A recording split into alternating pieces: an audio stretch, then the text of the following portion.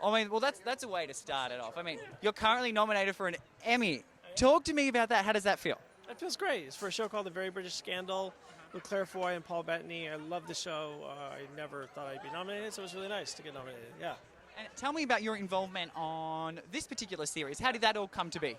So I worked with Joel and Joe, the Jays, we call them, on The Americans. And so this is my third outing with them. So yeah, I did a show called Fosse Verdant as well with Joel, and then this is their first thing together since The Americans. Yeah.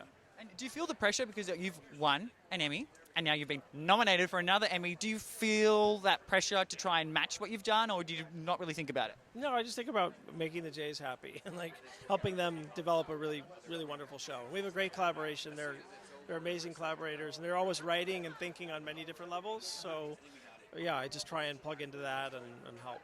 And where do you get your inspiration from? From the screen, like again, they're right. Like anything they write, I just love. So Americans, every time I got a script, I just like the characters are so incredible stories. So it's all there on the screen. Steve's performance in this is phenomenal.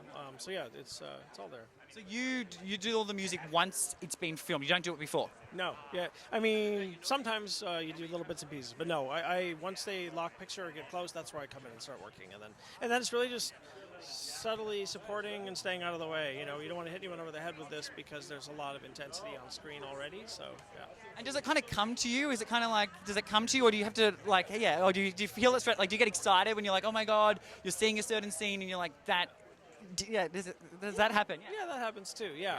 Yeah, I think like it's. I've been doing it a long time now, and I think you hope for really good material. And when there's really good material, I'll just watch through an episode. There's a great scene that I want to tackle with music. I hear a melody in my head or a sound, and just start recording and see what happens.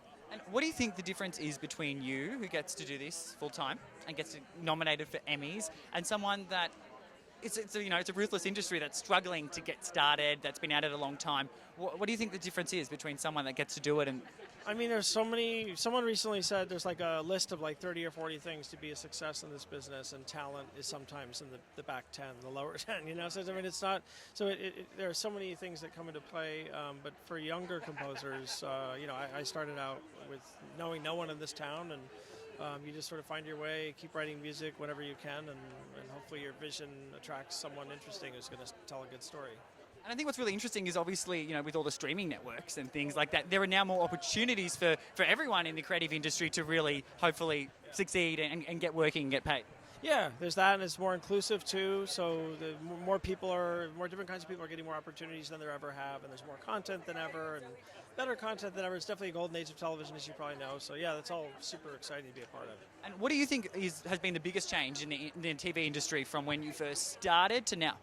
I mean, I think just the sheer amount of content and then the quality of content. I think there was an idea about what TV was in the 80s and 90s that bears no resemblance to what TV is today. And I think some of the best, most exciting storytelling in the world right now is happening on TV and on streaming. Yeah. Right, and then I think even a few years ago we started to see A-list movie stars become on TV, which would never would have happened in the 80s. And screenwriters, film screenwriters and directors, everyone's sort of looking at this great longer format for storytelling. Yeah.